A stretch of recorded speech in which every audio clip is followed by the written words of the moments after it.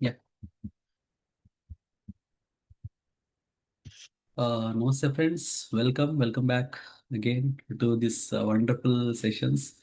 Whenever I speak about this Immortal Talks, I've been enjoying it, irrespective of whether you're listening, you're understanding about it, or it is something that I cherish these moments for my life.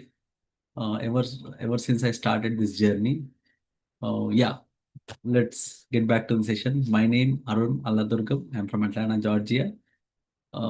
Yeah, I've been anticipated for these sessions to happen again and again because each and every time when I speak about these things, right, like I'll get a new level of understanding about this book. While I was talking about it, I'm actually listening to it. I'm the first person who's listening to these things when I speak, right? Yeah. So thanks for PMCSA to um, give me a great opportunity to explore the wisdom and insights of Immortal Talks and Parallel Realities. This book is amazing, and we have been talking about this thing from a long time. And we are now in chapter part two. And in the part two, we have the fourth chapter, that is Invincible 4. Okay, so let's talk about this thing. So yeah, welcome back. Welcome back to this session. And congratulations to all of us, all of the PSSM USA fraternity who's been enjoying, watching, listening, and becoming part of this PMC USA journey. Now we are 10,000 family, 10,000 subscribers. Not just 10,000 subscribers for PMC USA, and we have a PMC USA multilingual, and that also crossed 9,000 subscribers recently. So congratulations to each and everyone who's part of this journey. So it is all because of you, it is all because of your encouragement. We know that this content that we are producing here is not that of great quality, but we are just doing what we can do through online classes, Zoom classes. Definitely we'll get to a different level when we are more people, and also we'll produce quality content going forward. The most of the time we will definitely cherish to produce the quality content in terms of the video quality, in terms of the audio quality. Of course, the content wise, we are always top notch. So whatever the content that we produce in terms of spirituality, in terms of pyramid meditation or the events, they are always top notch. Yeah, we guarantee that to each and every one. Okay, now let's get to the subject now. I know we are a bit delayed, but yeah, it is what it is. So yeah, so the Invincible Four. You ever heard of what are we? Did you ever question yourself that who are you? What are you? So instead of asking who are you, ask what are you? What are you made of? What is this all about?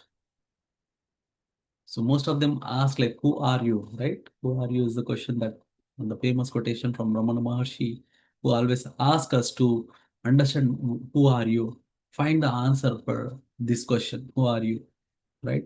Let's try to go to step two and ask yourself, what are you? Okay, what are you? Keep asking this question, what are you made of? What are you doing? What are you kind of? So we are going to answer this question now today. What are you made of? You are made of four entities within you. What are the four entities? The invincible, intangible bodies. They are interlinked to each other, closely linked to each other. They are closely impacted on one another. What are those four? So these four are intelligence, the intellect, and the samskara, and the chitta. What are these gone? Almost your every desire, your every emotion, your every reaction, all that you experience through these three things are interrelated, are governed by these three, what do you call, the three actions are governed by your four bodies. But can you see them? No, you cannot see them. But can you feel them? Yes, definitely.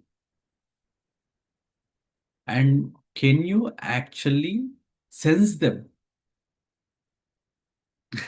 For this question, I would like to answer it in a different way that every sense of you is governed by those by those four bodies. Okay, whatever you sense, whatever you feel, whatever you react or visualize or visions, actions, part of the actions, your reading, your mind reading, everything is done by these four.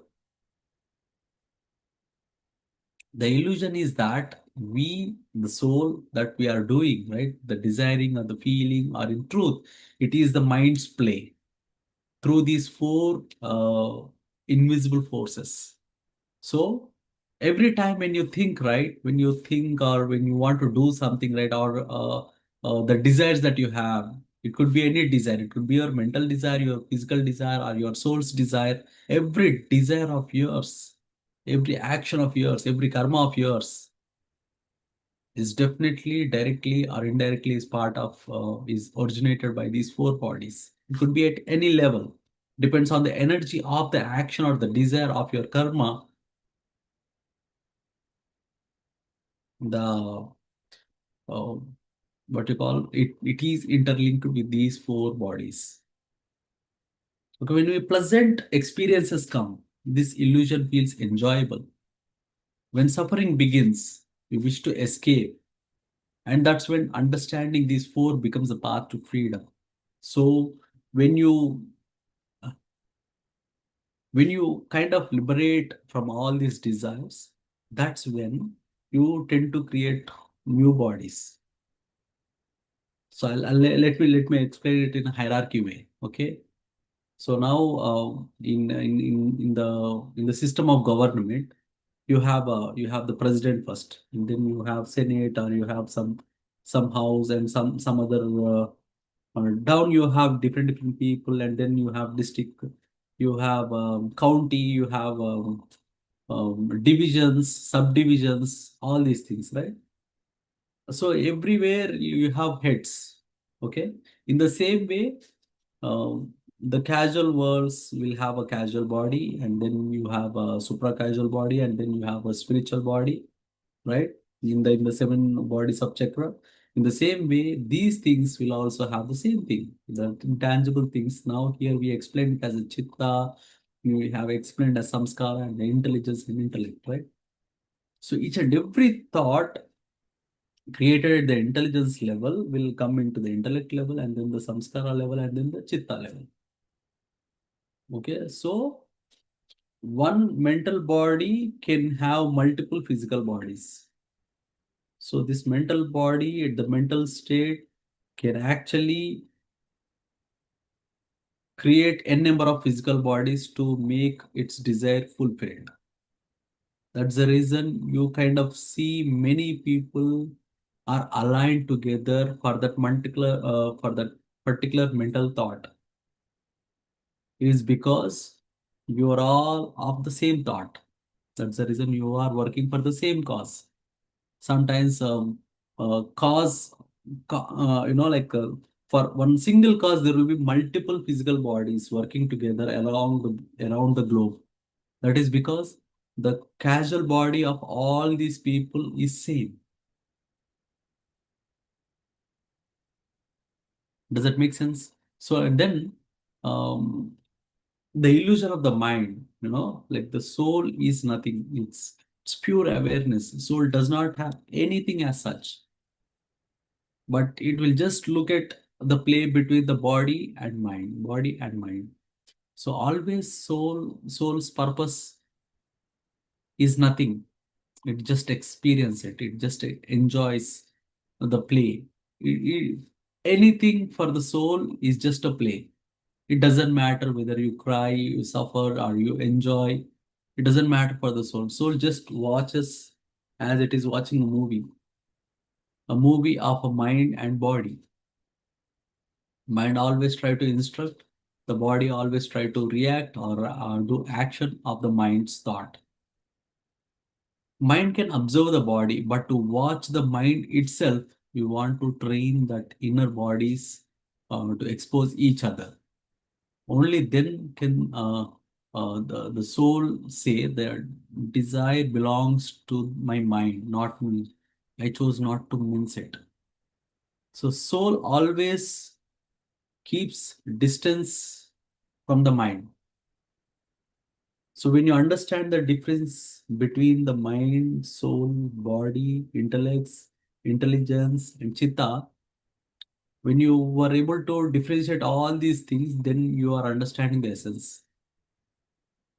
Otherwise, you always feel them as one, and you don't know what is directing what. So when you have this problem, then you will see all the issues. So you'll feel the emotions, you'll feel the suffering, you feel the pain. Only when you actually don't know what is directing what.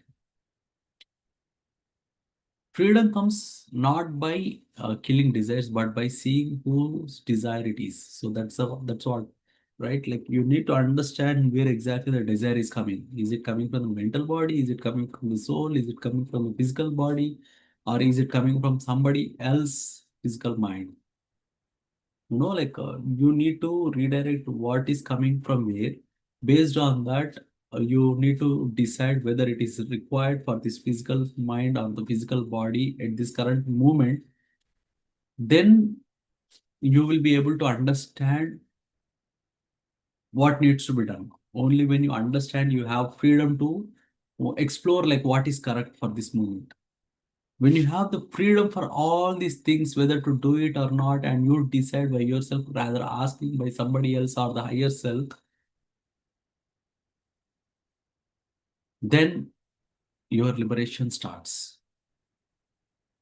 Rather asking the higher mind, the pure self, or the whole cosmos consciousness, if you were able to decide what exactly is correct between now and the future, and also from the past lives to the future lives, and if my decision can impact anything in the future, if you're able to understand all these things, or if you have a wisdom of the past lives, future parallel lives, then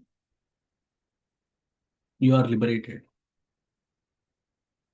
So now let's try to understand individually, like what exactly the four bodies and then the fifth body that actually forms all this kind of mixture of life and death, and also the journey between the life and death, how exactly the body is formed, how exactly the bodies actually do the action, and what exactly the purpose of a physical body to manifest. Uh, from the result of from the consequence of what was decided in the mental state or the casual state, or the emotional state. Now let's try to understand how exactly the physical body forms based on your mental state. Okay, so this physical body is actually made of a tangible matter. It's each and every cell of the physical body is actually a matter. Okay, it has its own physical perfection.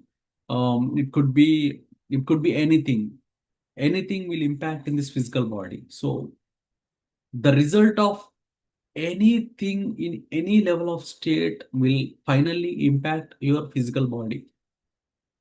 It's that straight. So anything anywhere impacts your physical body. It could be from health, it could be your food, it could be your rest, it could be your reproduction.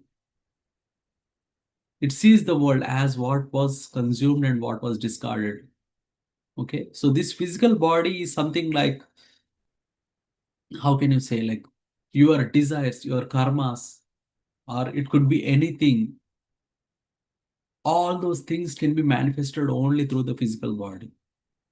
Your progress, your enjoyments, your experiences can become reality only with your physical body.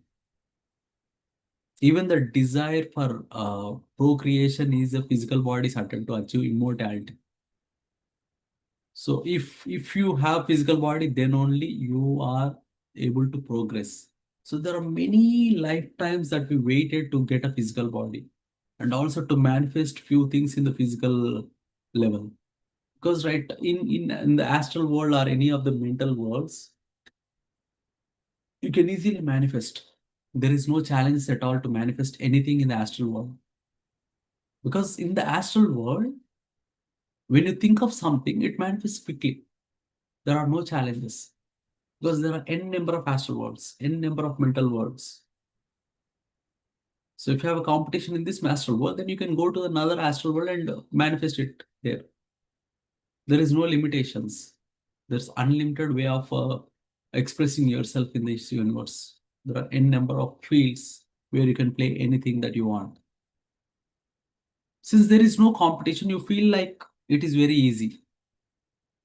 And then you have nothing to progress there because everything is manifested right away when you think of it. So you want to progress yourself into different worlds and you want to introduce yourself to different places, then this is the playground. This is where you need to play. You can do the net practice in different places, but when you count your runs, when you if it is a cricket, you want to count your runs, you can only count when you are playing in the cricket stadium or in the international match, but not on the practice match. In the practice match, wherever you want to play the shot, you can play. You can practice a number of times. You can hit the ball wherever you want, but none of the runs can be counted. But if you want to count your runs, then you need to play the match. That is what this physical world is all about. So each and every desire, everything. And one more thing that you need to remember is your physical body is nowhere less to any other bodies. You can say now that I need the higher self permission, or I need that, I need this. There are someone who's governing me. You can say that, but your physical body is no less to any of the higher self, any of the lower self. There could be n number of levels, but it is nowhere less to any of those things that you think of. So each and everything is very important in our cosmos, friends. If it is manifested in any of the reality, then there must be a purpose behind that. If there is no purpose of any of the reality, then the reality will not appear, will not occur. So please try to understand that each and every reality that you see or you create or you are aware of are having a definite purpose, and that is all good. So if you are creating this physical body and you have a physical reality, then it has its own purpose. And because of that purpose, you are living that reality. So please try to understand that each and everything in this cosmos having its own definite purpose and it is having its own definite importance.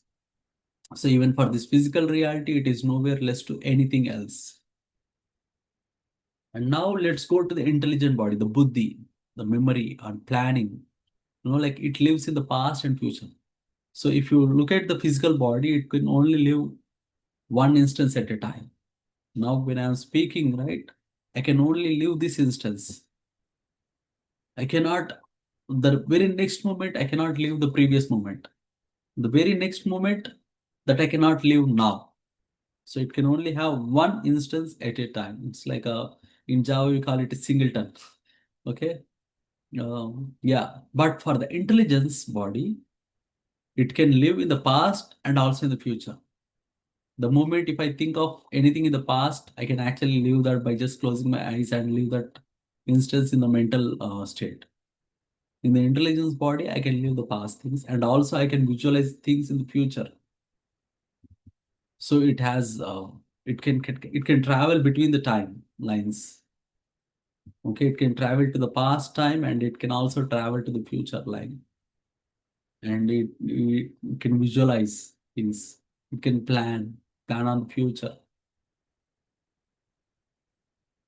And it has an illusion of wholeness, like a perfect present with perfect past and future.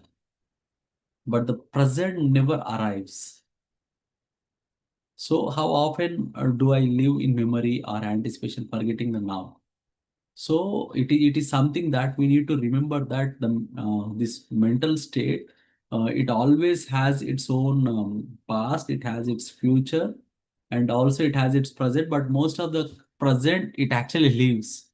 So um, that's the confusion it has. Like whether am I living in the present, or it is am I living in the future, or am I living in the present sense. So, since it has more liberty of choosing whatever the reality in its own timelines, it will always confuse itself like whether am I living in the future or the present or the past.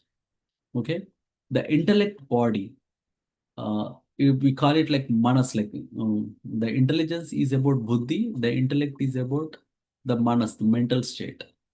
So this one believes completion lies in the relations. It creates a map, my family, my friends, my tribe, my people. It labels others as close or distance, good or bad. Its desires are social, to love, protect, long, also to control or change others. It is responsible for opinions, judgments, and emotions, bonds, everything. Even our selfless love, like a parent sacrifice, comes from intellect, valuing another being more than itself. So it is like the mental body is all about swadhisthana. Okay, so are my emotions guided by genuine care or by intellect's idea of who should be close so far, like all these things are coming from your mind or the intellect body. So like our usual definitions for the intellect body is different from what was discussed in this book. So this book, instead of mental body, they actually referred it as an intellect body. The general intellect that we usually say is actually intelligence here. So although levels or the definitions are different or the namings are different, but the core idea between all these things is always same. So always look at the idea, look at the definition, and look at the state. The state is very important, rather its name. You can give a different number of labels for each and every state, but there always exist all these states, irrespective of whether you are from a Western philosophy or the Eastern philosophy. The idea behind everything is same. And next, samskara body. It's about this samskara body is all about the pattern. So what kind of pattern that you are following? It seeks order, repetition, morality, and the image. So this is a little bit above, like little bit. It looks about the pattern, the habits that you create. Like it loves predictability. It always need a cleanliness. Rituals, controls, all these things. It just wanted to follow the process. The process must be, it can be followed. It does not actually think about anything. It just gives some pattern and it allows to happen or appear.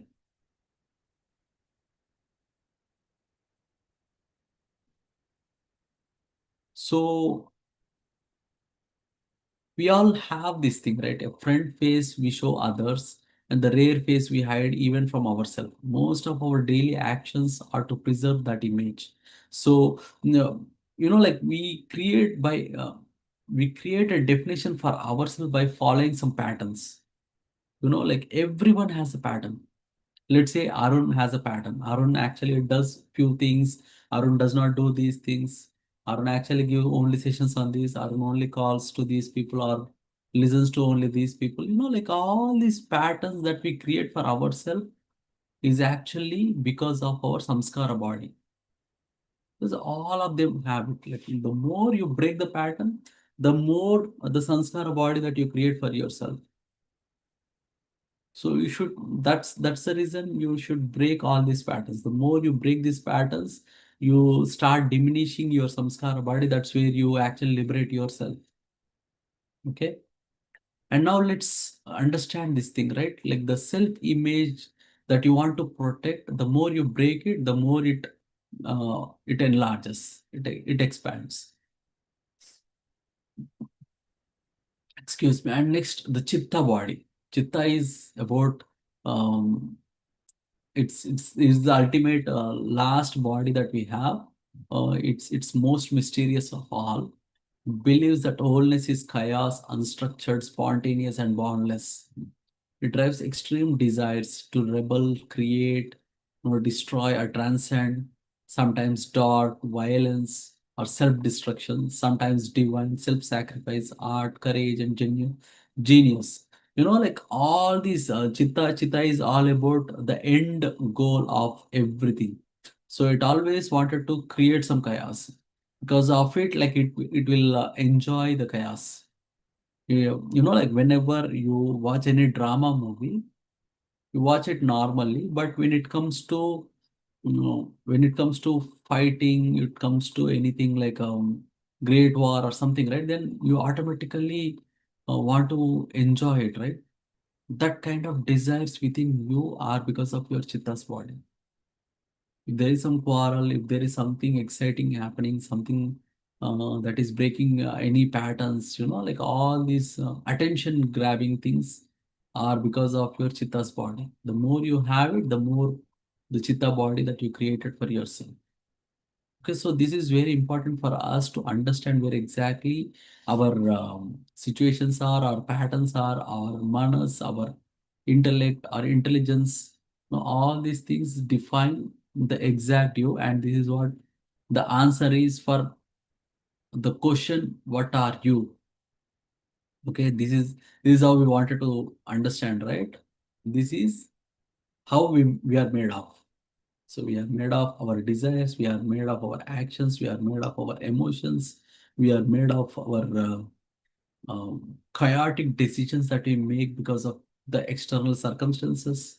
We are made of our habits, the patterns, what type of colors that you like, what type of eating that you do, what type of movies that you watch, what kind of sports that you are involved in, what kind of things that you watch. So all these things is a collection of what are you made of. Okay.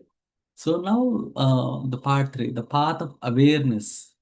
Lord Hanuman concludes that all five bodies, physical or invisible four, seek their own version of perfection. So it is very important that how long we will actually carry these things. We will we will definitely carry these things till the last minute that you feel that you are doing perfect on all these things. Okay, so it is something like you wanted to leave them only when you feel they are perfect. So every time you come to this physical body, you wanted to ensure that you are able to make it perfect. Once you are not you if you are feeling dissatisfied of the work that you did, then you again come back, you again learn, you again wanted to make yourself perfect, and then you leave, and then you go and watch your movie by yourself, seeing that where exactly you can improve. If you ever feel like you still have any improvements, then you come back. So there are like two ways of looking at the life. One is to learn, and the other one is to lead.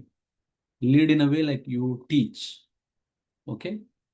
So for the learnings, you may have some sort of perfection in one day, and you'll stop doing those kind of lives. But for leading or teaching, there are no end of lives. You always have n number of ways to teach, n number of people are still available to learn from you. So there is no end for those lives that are already liberated from learning. Okay. So this is very important that what exactly the mukti or moksha in our sense, right? The moksha of learning is always there, but moksha of teaching is never there. So that's the reason you see many avatars, although they are perfect in their own sense, but they still create the physical forms. They still wanted to live in this world to teach, to show the way of life. Okay. So it is very important for us that When each body says, I want this, let the soul smile and say, I see you, but I'm free. So every time when you are coming to the physical body, please remember that you are learning something from here, and also parallelly you are teaching someone here, and doing these actions. So the awareness should always be there. So when you do not have any sort of learnings, you definitely will start teaching. But once you started teaching, there's no end of life. There is no way of getting moksha. You always seek perfection. You always seek some new dimensions of teaching. You always seek the some new people are waiting for you to get the learnings from you. Okay, so that's the reason. Uh, yeah, yeah, that is what it is. So there is no way that you can. Like some people say that this is my last life, right? Maybe this is your last life of learning, but once you go back, you see your people suffering, you see your people not able to liberate by themselves, and then you see your people, your family is suffering or stuck in some place or some way that they are not able to make it to the destination. Then you feel that yeah, I must be going there, help them to liberate. Like this kind of feelings you keep getting once you are out of this world. And again you create one beautiful form of yourself, manifest, and come join them, be with them, teach them, stay with them, learn with them, and again start giving your helping hand to them to liberate themselves, not by pushing them or pulling them from their chaotic situation, but you help them in understanding what exactly life and what exactly the essence of life, and how you can actually liberate yourself. You teach all those techniques, the tools and tips that you learned over the years or over the lives, and you teach them to use all these tools that you have learned, and then help them realize that there is a way to liberate, you know. So the closing points of all these things is always uh, I mean, all these five bodies, right? The chitta, the manas, like intelligence and samskara. So all these bodies, they are interlinked to each other. They are closely bonded to each other. But if you maintain silence, if you are in the deep state of meditations, like if you practice all these things with your sadhana, you will be able to individually identify them as loosely coupled things, and then try to like isolate them, and decide yourself like which one do you want to follow now. Okay, so whenever you get a desire, let's say whenever you get a desire, you have to understand whether this desire is from the memory, from my past past journey, or is it the identity, or is it the chaos created by the chaotic situations of my physical body, or you can understand whether it is coming from the intelligence. Like all these things you can easily identify when you go to the stillness of the soul. The stillness of the soul is by practicing the normal meditation. So when you practice the meditation, when you stop doing any actions, be it mental state, the physical state, the emotional state, or the thinking state, anything, right? Any kind of situation, if you are able to maintain a passive state, then there is high number of chances that you will be identifying these individual bodies. If you are not able to identify them, then that means you becoming part of them, and you are just following the pattern of you know your mental states are dominating. Okay, So, if you wanted to liberate yourself from all these things, then try to see them one step away by just journeying through them. Okay, not by mm, becoming one of it. Okay, how do I act? No, let there be a gratitude of this awareness for this ability to see the invisible foe. You should always thank them. You should always congratulate them for their achievements. You should become a friend to them. It is not something that one controlling the other. Okay, so never look at them like one is the higher level, the intelligence is higher, the intellect is next level, and then the samskara is next level. No, don't look at them as like hierarchy. Okay, so that is very important for all of us who's in this path, right? So every time when you are like what you call mm, yeah, the physical body is never the small to any of the intelligence body. This intelligence body is never small to any of the intellect body. The intellect body is never the small to any of your samskara body. The samskara body is never small to any of the chitta. Okay, so all of these things are equal in their own sense and they are equally important. They are equally having its purpose. They are equally great in their own sense. They are complementing each other to create the reality, and they are always helping each other to create a new reality for them. The idea is they are complementing each other, but you must be seeing them as if they are part of you. They are part of you. They are made of you. They are helping you.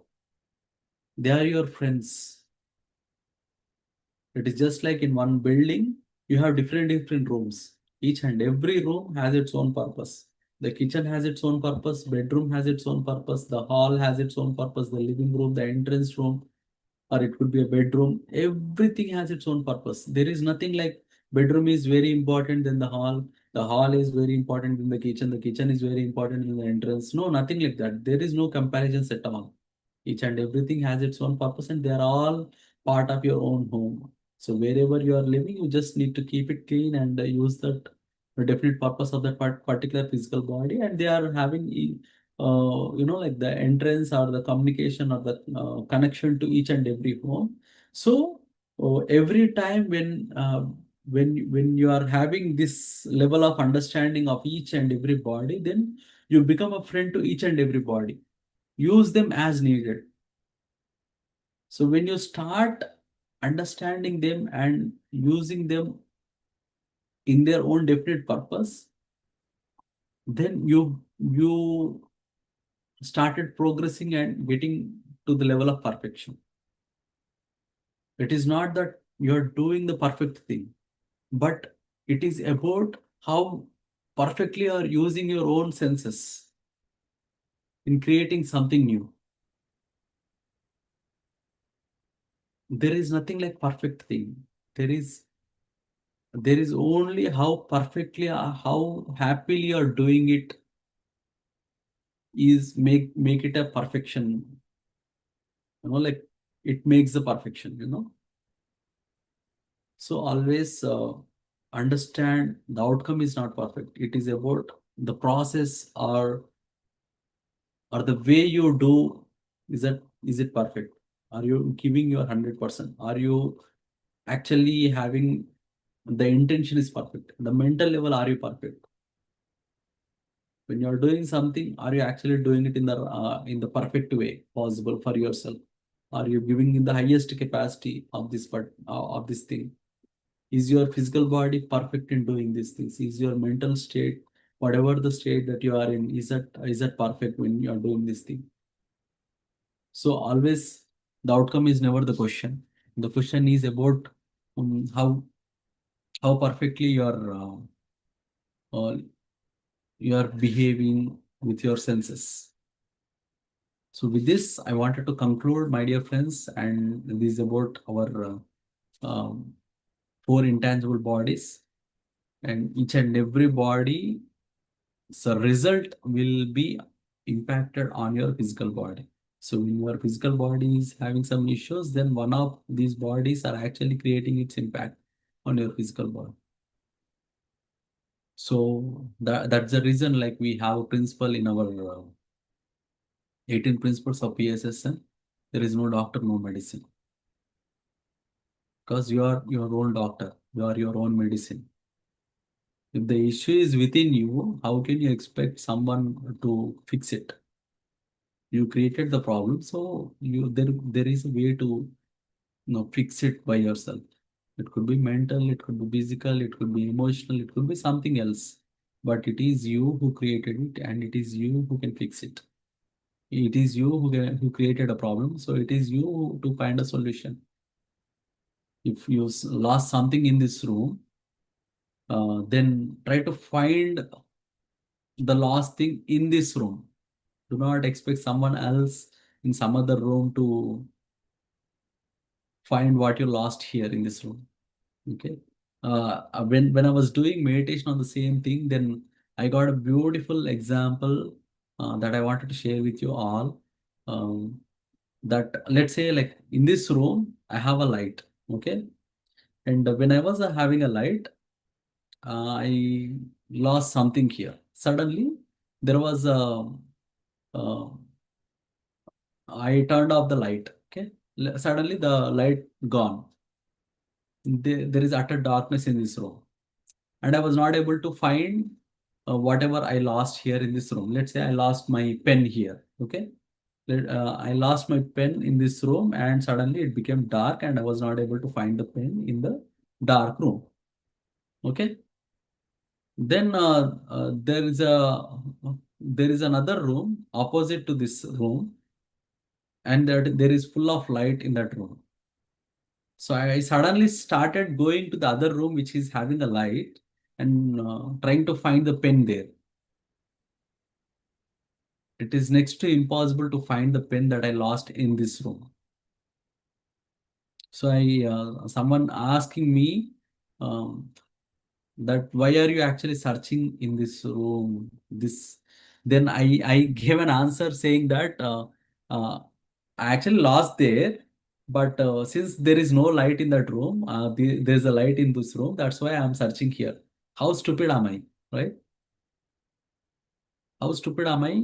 Like, you lost something in somewhere, and you are trying to search in some other place. In the same way, if you are asking a doubt or a question that is raised within you about someone who's having a gnani or who's having a utter light, to find a solution for your problem, it is as stupid as asking someone else a solution for your problem. It is as stupid as I'm finding a pen from another room where I'm having a light, instead of finding the pen that I lost in the room which has having darkness. Try to put a light in your room, let it get bright, let it get some light, and then start finding the pen in that room. Okay, the solution is to light yourself and then find the pen that is lost within you. In the same way, light yourself within. Automatically, you will be able to find the solution for your problem that is created within you. With this, I wanted to conclude, my dear friends. Please uh, read this book, Immortal Talks, multiple times. In the first time, you'll never understand, for sure. But if you keep practicing meditation parallelly with this Immortal Talks, then meditation, then Immortal Talks, then meditation, then read Patrisar book, then meditation, then Immortal Talks. Do it continuously.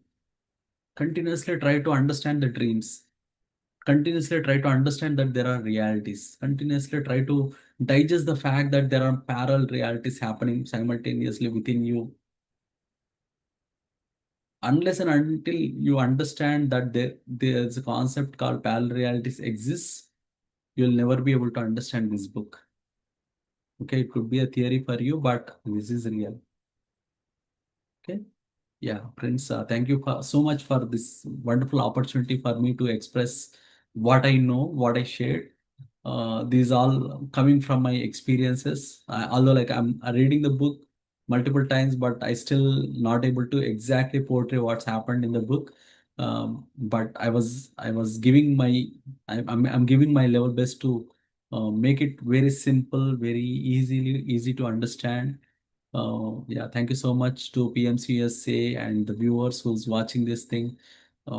Yeah, to Sirisha Kodibaina ma'am for giving me an opportunity and encouraging me to share all these insights. So I'm so grateful for her dedication in bringing this topic to the larger view, larger audience.